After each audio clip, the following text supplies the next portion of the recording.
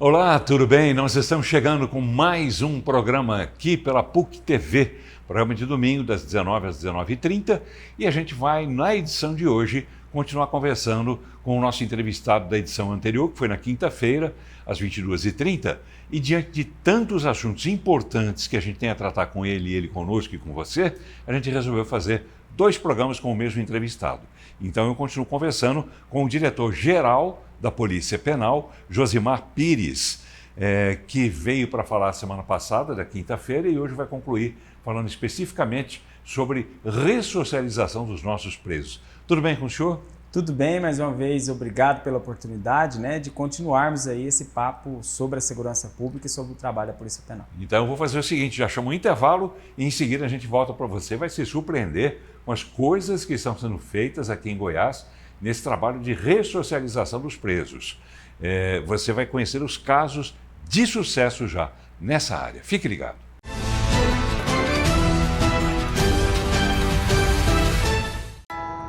No trânsito, alguns barulhos ultrapassam todos os limites. Um escapamento adulterado ou um paredão de som.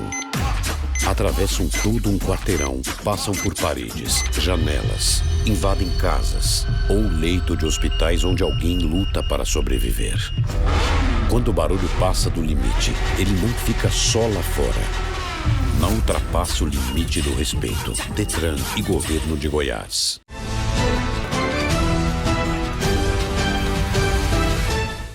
Muito bem, já estamos voltando e o programa de hoje a gente continua conversando com o diretor-geral da Polícia Penal, Josimar Pires. E a gente conversava aqui durante esse pequeno intervalo, mas deu tempo de ouvir uma coisa interessante que eu quero trazer para o programa, se o senhor me permite. Claro. O senhor dizia que o senhor está fazendo um curso de... O curso de Direitos Humanos, num programa que a gente chama de programa, que é o Stricto Sensu, de Direitos Humanos na Universidade Federal do Estado de Goiás. Já concluí os meus créditos e estou agora no processo aí de qualificação da minha tese. Que legal. E o senhor já havia feito Direito? Isso.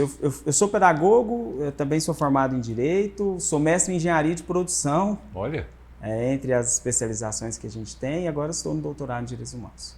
O que é que o senhor já aprendeu lá que o senhor está colocando em prática? Muito, Além das questões teóricas, porque muitas vezes nessa lida diária da aplicação dos conhecimentos ali nas nossas atividades, a gente esquece um pouquinho da atualização da teoria. Eu vejo que nada evolui sem teoria, Então, estando agora no doutorado, tanto também pelo mestrado que passei, eu consigo visualizar muito daquilo que nós estamos executando nos processos teóricos, e aí isso facilita um pouco a revisão do que a gente executa hoje. É possível hoje dizer que eu melhorei bastante os meus processos a partir dos estudos científicos, teóricos que eu estou tendo a oportunidade de fazer. Sabe o que eu estou pensando? Como era antigamente, não tão longe assim, quando a gente tinha os chamados delegados de calça curta e coisas e tal.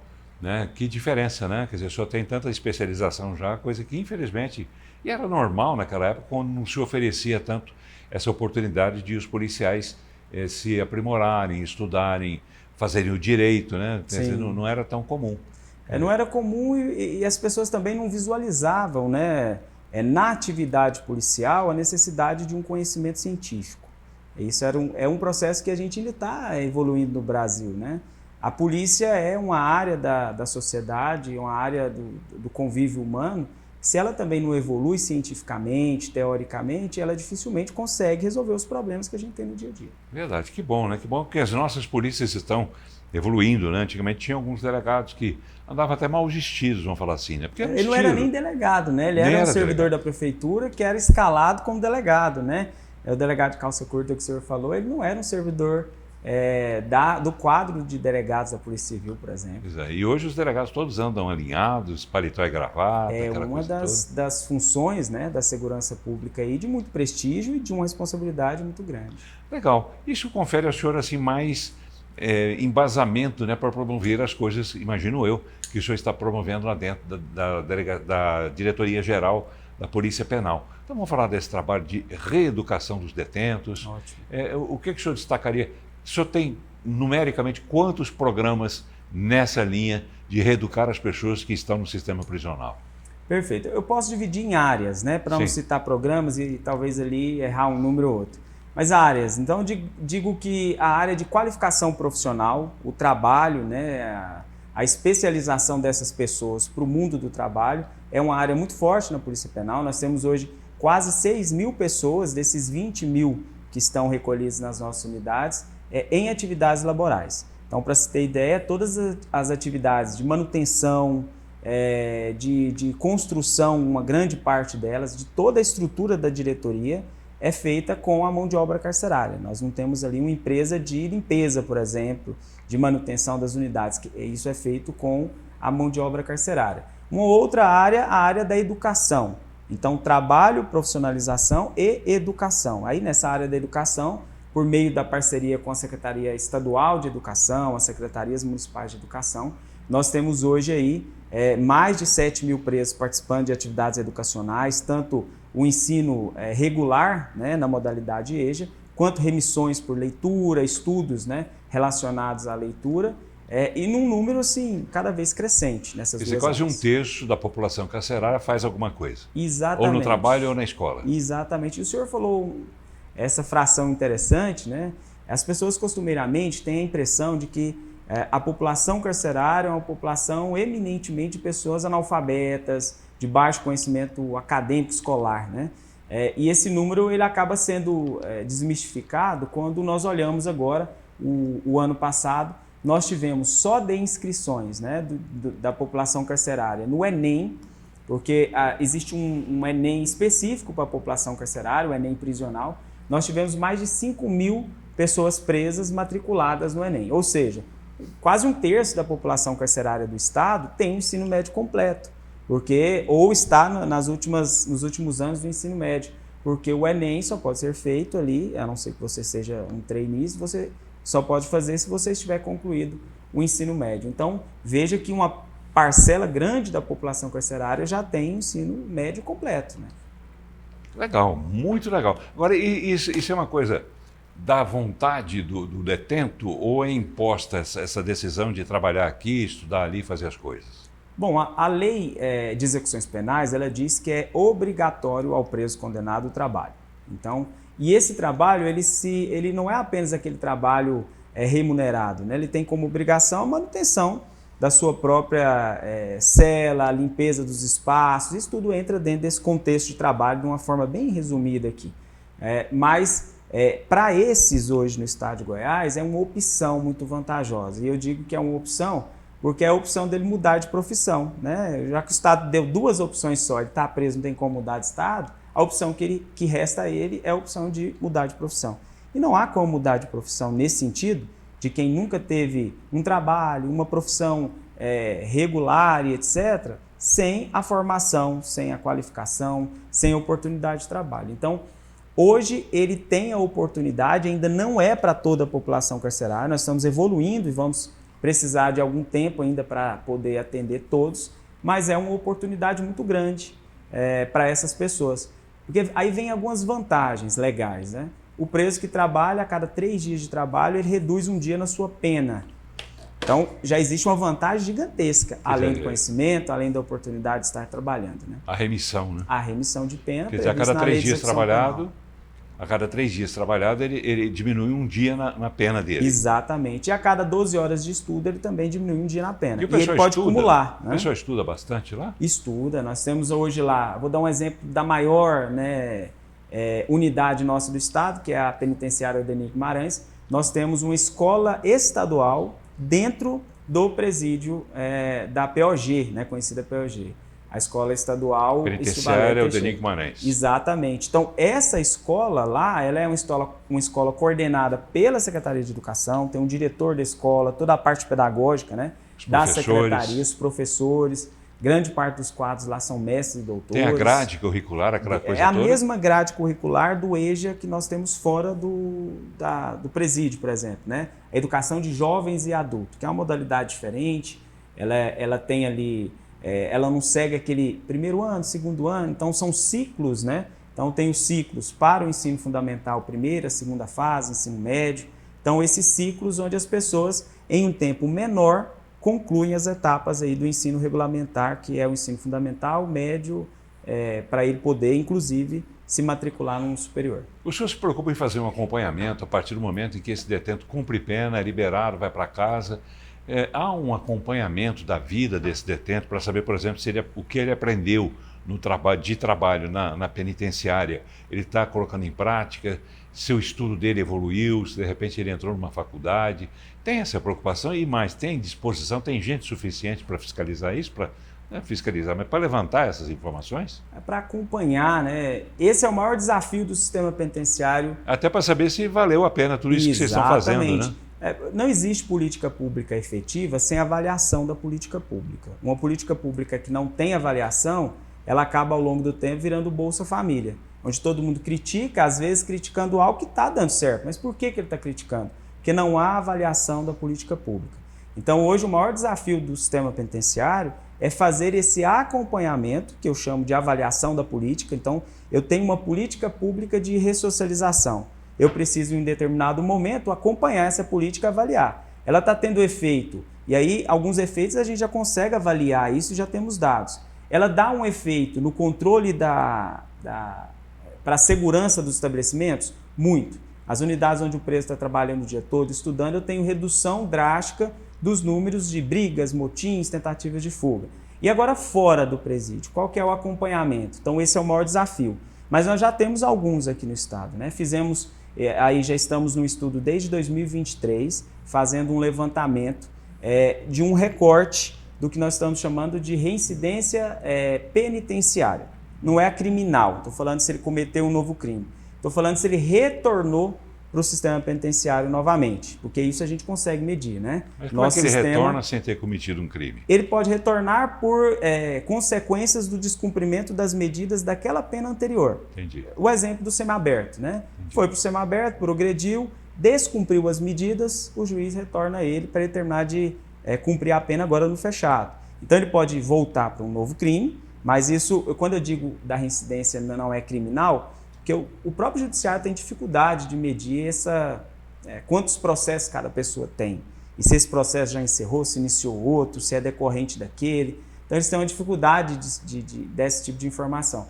E aí os dados que nós já temos nessa medida, não são dados oficiais ainda, nós estamos terminando de fazer uma pesquisa para publicação, de que entre as pessoas que trabalham, que estudam, que participam dos nossos projetos, o índice de retorno é em torno de 5%. Enquanto entre aqueles que não participam, ele está ali entre 25% e 35%. Então o resultado acaba sendo muito efetivo no investimento numa política pública dessa. Falando em retorno ao sistema prisional, eu quero ouvir do senhor o seguinte: o senhor está lá na polícia desde 2010. São 16 anos. 16 anos. Tem muita cara conhecida lá que vai, volta, é liberado, é preso, é liberado, aquela coisa toda? Tem velhos conhecidos seus lá? Tem. Tem aqueles que nunca saíram ainda, que eu estou no sistema há 16 anos, ele está lá há 16 anos. Por isso que eu falo que o trabalho da Polícia Penal é um trabalho diferenciado, porque você convive com aquele indivíduo ali por muitos anos, né? Num cenário de ter que cobrar dele, de ter que impor regras. Então é um trabalho muito difícil, o trabalho feito por cada um dos policiais penais. E tem sim essas figuras que vão e retornam, né? Isso tem reduzido muito no Brasil. A população tinha aquela impressão de que era 70% de reincidência, né? O último estudo feito pela Senapen, se não me engano, em 2024, demonstrou que esse índice de reincidência no Brasil está em menos de 40%. Ou seja, houve uma redução ao passar dos anos, demonstrando que as políticas estão sendo efetivas ou que o crime está ficando menos compensativo, pesando ali não só a questão financeira, mas pesando as consequências que a pessoa pode ter em virtude disso. São quantas pessoas presas hoje? Hoje são em torno de 20 mil, né? 19 a 20 mil dentro das unidades do Estado. Cuidar de um preso já é difícil. Como é que o senhor cuida de 20 mil? O senhor tem que ser linha dura o tempo todo? Eu digo que regra ela existe em todos os lugares e todos os contextos. Então, nós somos linha dura no cumprimento das normas e das regras legais. Então, se o preso tem que cumprir tantas horas de banho de sol, eu sou linha dura em cumprir as horas do banho de sol. Nós somos linha dura em não permitir que o preso, por exemplo, comunique-se com o mundo exterior de forma ilegal, ou seja, utilizando um aparelho telefônico. Nós somos linha dura com um preso que descumpre as medidas de segurança, que agride um policial penal, que comete algum ato de falta disciplinar. Então nós vamos punir ele nos limites da legislação. Isso não significa de modo algum que o sistema penitenciário é um sistema que tortura as pessoas. Isso, evidentemente, pode ocorrer em determinados momentos da história, pode ocorrer ainda hoje em virtude da ação isolada de servidores, de um colega que cometeu aquele ato, porque todos nós estamos passíveis ao erro, mas é algo que da política do Estado, a política da diretoria é algo que é excluído. Então a linha dura está nesse sentido, do cumprimento das normas. Pois é, e tem muitos casos, diz que eventualmente acontece isso. É muito frequente de alguma transgressão também por parte do policial? Não é muito frequente, mas assim, todos os casos que nós temos nesse sentido, nós temos uma corregedoria, então nós temos uma corregedoria setorial da Polícia Penal, que tem feito um trabalho brilhante, né? E o trabalho de corregedoria, nesse caso, é o trabalho de cada vez mais profissionalizar o servidor. Quanto mais esse servidor se profissionaliza, quanto mais nós temos protocolo, e aí nós temos um POP, né, que é um procedimento operacional padrão, quanto mais nós temos condições de orientar o nosso servidor como agir, e ele não age da forma que ele acha que é o mais correto, menos problemas eu tenho. Então eu digo que nos últimos anos nós reduzimos assim drasticamente. Havendo essa situação, há uma apuração por parte da Polícia Penal de uma forma muito correta e muito rígida. Nosso corregedor faz esse trabalho ali muito rígido. E aí a punição, obviamente, no descumprimento das normas, nós também somos linha dura com os policiais se ele errar. Dias atrás o senhor fez uma operação, não sei que nome se pode se dar a isso, mas o senhor fez uma operação que inclusive foi acompanhada, né, por uma emissora de televisão, a TV Brasil Central, mostrando que os senhores desde cedo fizeram uma vistoria, né, no presídio, foi nas duas maiores unidades do Estado, a Casa de Prisão Provisória, que é a unidade para presos provisórios, e na Penitenciária Adelino Guimarães, ficam todos no complexo aqui em Aparecida de Goiânia. Tá. Esse resultado é animador? Quer dizer, o resultado da operação, por exemplo, antigamente era a coisa mais comum do detento ter 2, 3, 5 celulares. Hoje, quantos celulares foram apreendidos nessa operação? Nenhum celular, nenhuma faca, nenhuma arma, nenhuma munição, né? Isso é muito animador e ao mesmo tempo desesperador, né? Eu falo isso com os colegas, que quando você atinge índices de redução como esse, né, qualquer erro que ocorrer e tiver apreensão é 100%, né? Então foi 100% de aumento aí nos índices da Polícia Penal se a gente apreender um telefone nessas duas unidades. Então é um trabalho feito aí ao longo dos anos, não é um trabalho de agora, então é um trabalho que vem até antes de eu estar na direção geral, todo trabalho feito pelos antecessores, pelas equipes da Polícia Penal que estão aí em direção de unidade, gerências e etc., que tem trazido esse resultado hoje, né? Fazer uma operação com a movimentação de mais de 4.500 presos, foram mais de 500 celas revistadas nesse único dia e nenhum ilícito, nenhum material proibido encontrado. Quantas celas? Foram mais de 500 celas. 500? 543 celas, para ser preciso, né, dessas duas unidades prisionais. Tá, as celas não têm mais tomadas? Não tem tomada, não tem ventilador, não tem televisão. Reduz-se ali a possibilidade, né, num caso de entrada de um aparelho telefônico, dele utilizar ele ali. Como é que esse aparelho telefônico poderia entrar para esses detentos nos dias de hoje? Vou contar como ele já entrou. Então ele já entrou pela cantina, porque a gente tinha uma cantina que era um mercado dentro do presídio, e aí não tinha condição de revistar o caminhão de coca, por exemplo, caminhão de verdura, que entravam caminhões e caminhões de materiais dentro dessas unidades. Ele poderia entrar com visitantes, por servidores, porque nós não tínhamos o que nós temos hoje nas unidades. Hoje, em cada unidade do Estado, nós temos um aparelho de body scan, que é um scanner corporal, tipo aquele de um aeroporto internacional. Não entra ninguém sem passar por esse equipamento e fazer um raio-x corporal. Então, hoje nós não temos mais essas possibilidades de entrada. O que ainda pode ocorrer, e já ocorreu aqui no Estado, é a tentativa de arremesso com utilização de drones, por exemplo, né, que os criminosos ali em meados de 2021 e 2022 tentaram bastante nas nossas unidades o ingresso com esse tipo de equipamento. A possibilidade da falha de algum procedimento de segurança. Então, na revista de um visitante, na revista dos materiais de um servidor, né, que possa, porventura, estar ali incorrendo num ato de corrupção, ou até mesmo na entrada de advogados, de professores, né, diversas outras possibilidades. Isso só vai acontecer se o procedimento de segurança falhar. Existe aquela revista ainda que é feita, digamos, manualmente, principalmente em relação às mulheres que reclamaram muito tempos atrás? Não, tanto que ninguém está vendo essa reclamação mais, né? É.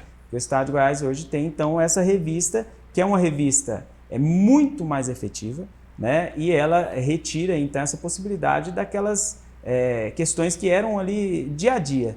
Todo dia, na hora de uma revista pessoal, né? Que era uma revista muito evasiva, ali, invasiva, as questões de intimidade da pessoa, ela ficava despida e tudo. Então, hoje nós temos isso resolvido com a tecnologia. Tá, e para encerrar esse bloco, presos oriundos de facções. O senhor falou aqui que o senhor admite que existem Sim, integrantes de facção aqui. claro. Quais são as principais que tem aqui? Eu não gosto muito de falar os nomes deles, né? Mas nós temos, porque eu acho que às vezes Então fique à vontade, a gente que a gente dá não uma mídia para eles assim, mas todo mundo já conhece as principais do Brasil, né? A Senapem fez um levantamento que hoje no Brasil nós temos mais de 80 organizações criminosas, entre essas principais, que é o PCC e o Comando Vermelho. Eles são muito ruins para pôr nome nos trem deles, né? E eu exemplifico isso com uma que foi criada aqui no estado, chama Amigos do Estado. Por horas eu pensei que eles fossem amigos da polícia, né? Amigos do senhor, né? Mas não, são amigos entre eles contra o Estado. Então essa é uma organização criminosa local, né? Que tem perdido força aí ao longo dos anos com esse combate feito aqui pelo Estado de Goiás. Eu quero ouvir o senhor no próximo bloco sobre a resistência do presidente Lula em admitir que essas facções sejam consideradas grupos terroristas. Perfeito. No próximo bloco, a gente confere. Fique ligado.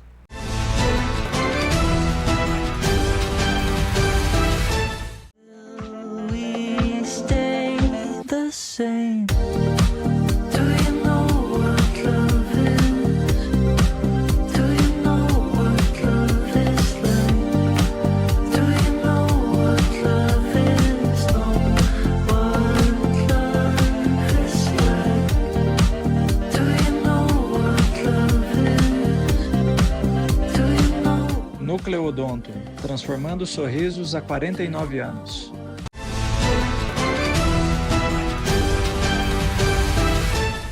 Muito bem, já estamos voltando, que pena, né, para o último bloco do programa de hoje, em que estamos recebendo o diretor-geral da Polícia Penal, Josimar Pires. No final do bloco anterior, eu deixei no ar uma pergunta, né?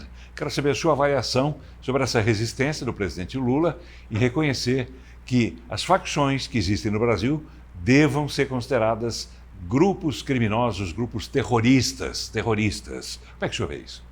Bom, o reconhecimento como grupo terrorista, para mim, em si, só isso não altera nada. Tanto que a PEC 18, que é a PEC da Segurança Pública, né, ela tinha lá a previsão de alteração e consideração dessas organizações criminosas aqui no Brasil como organizações terroristas. Só vai alterar esse contexto se nessa alteração aí do texto constitucional vier a previsão de que o combate dessas organizações terroristas pode ser feito pelas Forças Armadas. Aí sim, aí eu teria o Exército, a Marinha, a Aeronáutica combatendo o crime organizado, os terroristas, lá no Rio de Janeiro. Porque a polícia só do Rio de Janeiro não tem condições estruturais, de pessoal, para fazer isso. E muito menos, né, as forças de outros estados que têm menos expertise. O Rio de Janeiro assim, uma experiência que eles têm lá de combate ao crime organizado, eles não conseguem. Outros estados menores dificilmente conseguiriam. Então, alterar para colocar como organização terrorista e autorizar o Exército Brasileiro, as Forças Armadas Brasileiras, intervir no combate, aí sim tem uma resposta efetiva. Mas o senhor tem esperança de que Lula venha fazer isso? Não, eu tenho esperança que o governador Caiado faça, quando ele virar presidente. Tá bem, estamos chegando ao final do programa. Eu vou deixar, nós temos aí em torno de 3, 4 minutos. Eu gostaria que o senhor próprio dissesse para mim e para o telespectador a que se deve, e eu não tenho aqui a menor preocupação, a menor receio de dizer o que eu vou dizer, a que se deve o sucesso desse trabalho seu e também da segurança pública de uma forma geral aqui no estado de Goiás, a que se deve o sucesso desse trabalho, né, que é sentido pela população claramente, visivelmente, que nós não temos apenas segurança, nós temos a sensação também de segurança. Exatamente. Que é importante. Se deve a quê? Bom, se deve inicialmente a uma política de Estado que realmente tomou a segurança pública como ponto para resolver. Pegou para resolver, né, como a gente fala no cotidiano. E se deve a essa política ter oportunizado a Diretoria-Geral de Polícia Penal, a Polícia Penal, ter na sua cadeia de comando, desde o diretor-geral até o diretor de uma unidade prisional mais distante aqui da capital, um policial penal, um servidor de carreira. Ou seja, valorizou o trabalho da equipe, daqueles que estão aqui no sistema penitenciário já há muitos anos, que entende do que faz, entende de segurança pública. Então esse trabalho não é um trabalho só do Josimar, né? É um trabalho de uma equipe aí, de 16 gerentes, de 3 superintendentes, 85 diretores de unidades prisionais, diversas coordenações. Nós temos 9 coordenações regionais, que são os nossos regionais da Polícia Penal que estão aí no Estado. Então, graças a essa equipe, graças a esse entendimento sobre política de Estado, sobre política de segurança pública que o governo do Estado de Goiás teve, hoje nós temos a segurança pública número 1 do Brasil. Tá bem, são cerca de quantas pessoas trabalhando como policiais penais? Hoje no sistema penitenciário, nós temos cerca de 4.100 servidores, temos aí em torno de 2.000, agora entrando uma nova turma de policiais penais efetivos, né, no concurso feito aí o ano passado, com 1.600 vagas, já entramos agora com o curso de formação para 400 desses, então são cerca de 2.100 policiais penais hoje efetivos no sistema penitenciário, distribuídos em diversas frentes, né? Falávamos aqui no intervalo sobre as secretarias de alternativas penais nos municípios. Depois fiquei até um tema para uma próxima conversa nossa, que são policiais penais, né, em termos de cooperação cedidos para os municípios aí no estado, exemplo, Valparaíso, Santo Antônio Descoberto, Águas Lindas e Formosa. Nós temos lá essas secretarias, em 3 delas policiais penais, fazendo o trabalho de coordenar as atividades de trabalho do preso com o município. Então, é um trabalho muito grande de uma equipe gigante. E esse trabalho é reconhecido? Os senhores têm equipamento, têm pessoal suficiente? Tem reconhecimento, inclusive financeiro, por parte disso? Hoje o orçamento, para o senhor ter ideia, o orçamento da Diretoria-Geral de Polícia Penal, ele é um dos maiores da segurança pública, no que se diz respeito a investimentos, a custeio dessa instituição. Investimentos aqui, nós temos orçamento aí do ano passado de mais de 300 milhões de reais. Então foram investimentos e isso não era comum. Nós tínhamos aí um cenário de 10, 15 milhões por ano e saltamos aí para mais de 300. Isso é um trabalho de investimento e reconhecimento por parte do Estado. E claro, a carreira vem melhorando, os concursos públicos, questões salariais, que nós sempre esperamos cada vez mais essa valorização e o governo do Estado tem feito isso. Tá bem, então o resultado só poderia ser esse, né? Sucesso. Segurança, né, para o telespectador, para o cidadão. Eu quero agradecer muito ao Josimar Pires, que é diretor-geral da Polícia Penal. Obrigado pela sua companhia, pela sua presença. Gostaria que o senhor fizesse o registro. Eu quero fazer o registro também do pessoal que está acompanhando o senhor aqui agora. Claro. Tá. Tem o jornalista, tá que é o Arlen, né, que é o nosso Sabino, gerente de comunicação da Polícia Penal. Está o Célio, que é da nossa equipe lá da Segurança Institucional, que trabalha aí conosco aí basicamente 24 horas. Legal. Nós só não dorme junto, o resto é tudo misturado. Obrigado também ao Arlen, particularmente. Obrigado também ao Célio. O Arlen que ajudou a gente também com as informações. Obrigado mais uma vez ao senhor. Futuramente a gente volta a conversar sobre esses assuntos. Obrigado. Eu agradeço sempre, Polícia Penal do Estado de Goiás sempre à disposição. Prazer para mim poder falar com o senhor sempre. Obrigado. Obrigado a você, telespectador, pela companhia. Eu tenho certeza que você achou interessante. Eu achei.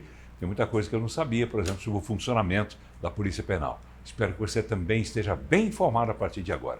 Grande abraço para você. Obrigado pela companhia. Tchau.